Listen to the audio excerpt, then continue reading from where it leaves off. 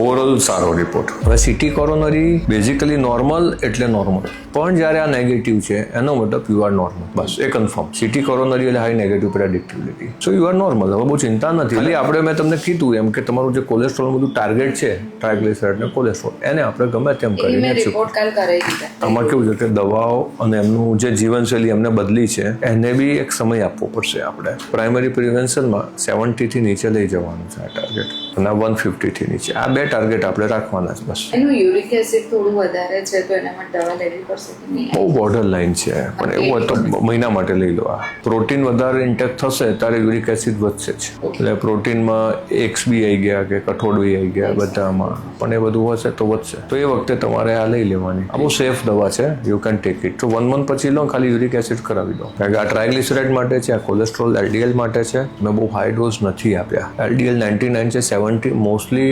જીવનશૈલી બદલશે, થોડો ખોરાક પાણીમાં ધ્યાન રાખશે તો આવી જ જવાનું છે. તમારે આ ડોઝ લઈ લો. વિગોવીના ડોઝ છે 0.25 ફોર 2 વીક્સ.